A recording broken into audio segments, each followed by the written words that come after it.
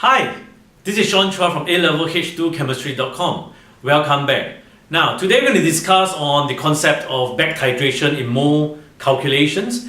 And a lot of students find that back titration is very challenging for them, especially at the start when they're learning it. Now, this question that I've written on the board was given to me by one of my students, and she found that it was difficult when she was being tested in the school in the last few months. So let's take a look at the question. I'm going to read it out so they appreciate what it's about. I've also written my step-by-step solutions on how to approach this question.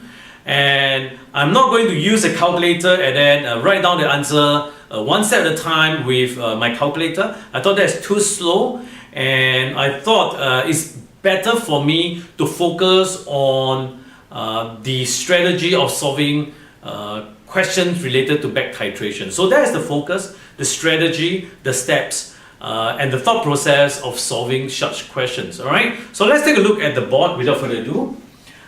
Here we go. A sample of impure magnesium was analyzed by allowing it to react with excess hydrochloric acid solution.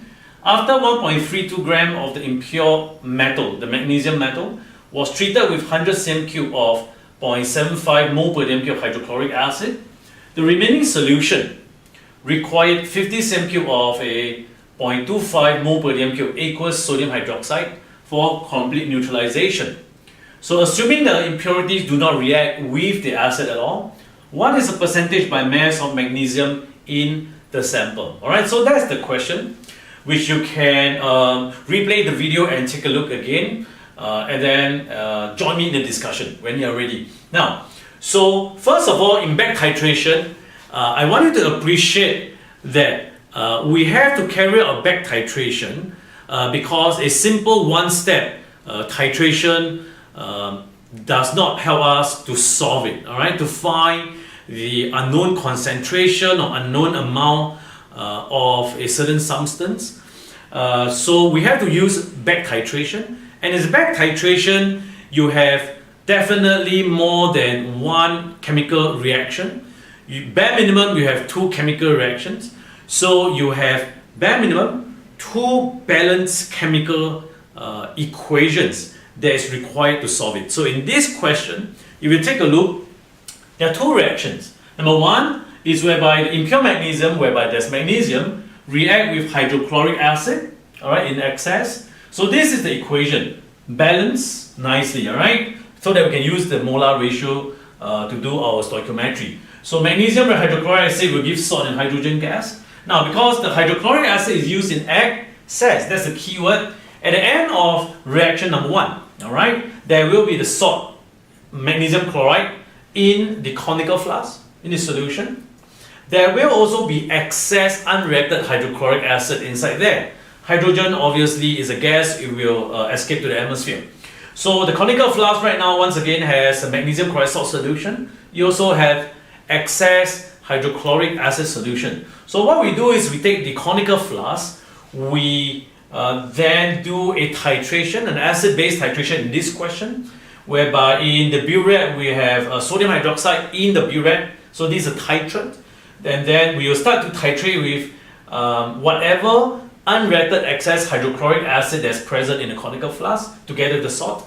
And when it reacts, there will be neutralization to give you sodium chloride salt solution and water. Now, so it's balanced because once again we need the stoichiometry. So in a back titration, where do we so-called start? Very simple. Because it's known as back titration, you always start at the back. All right. So you always start at the second or the last equation that you knew, and use whatever quantity that you know in terms of mole, and then go work backwards to the first equation. So in this case, I realized that the last value that was given to me is the amount of titrate of sodium hydroxide, all right, that is required to so-called reach the end point or the equivalence point when it's titrated with hydrochloric acid. So I'm going to start here. So the whole idea is you're going to start here and then you're going to end here for this question, all right? Start from the back and at the first. So mole of sodium hydroxide will be a volume multiplied by its concentration. So I'll get this amount of mole, or that's the amount of sodium hydroxide that's required. So if you use the second equation, which is this, 1 mole of sodium hydroxide will require 1 mole of hydrochloric acid to react.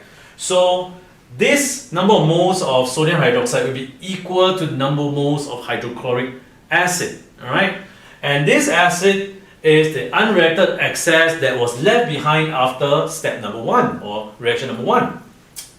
So I'm going to next find the mole of hydrochloric acid that was added initially, alright, which is in excess. So its volume multiplied by concentration once again is 0.075 mole.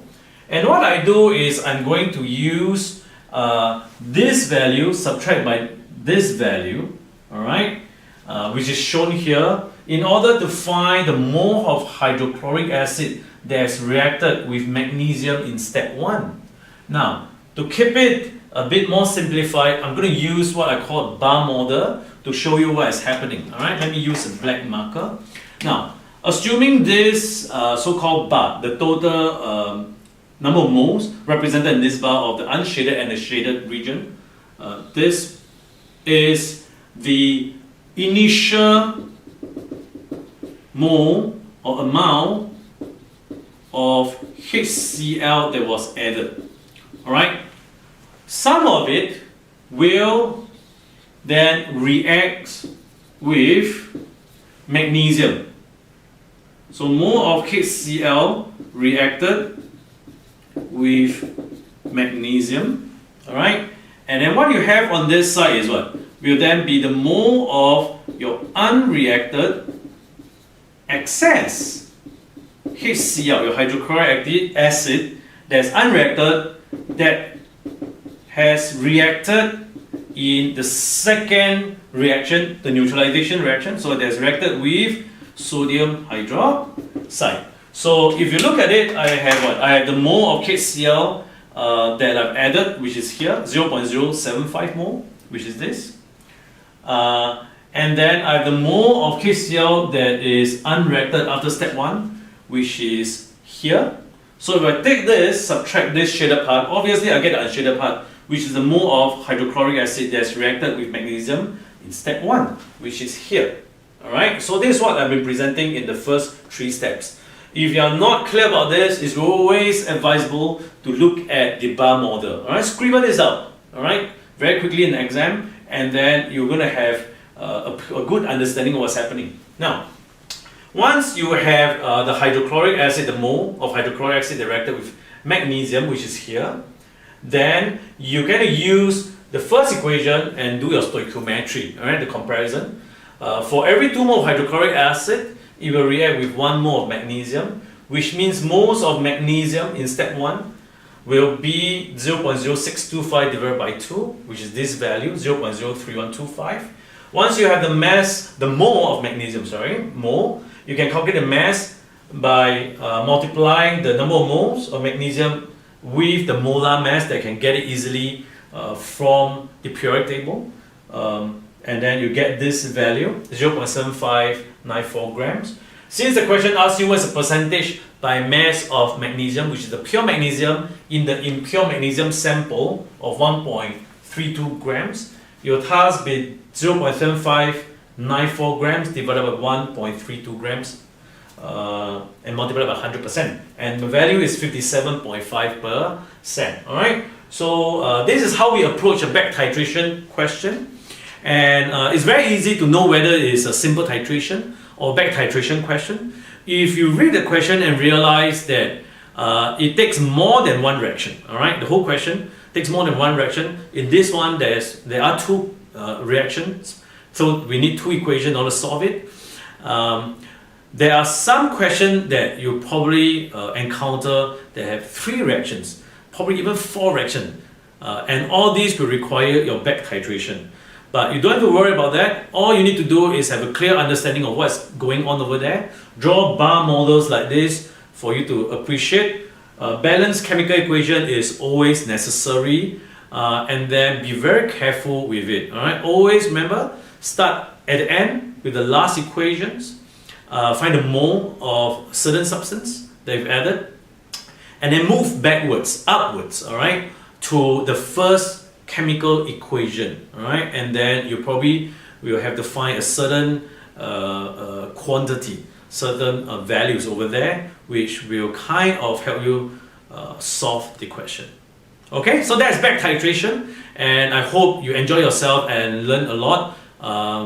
Feel free to view the next video, and I'll see you there. Take care.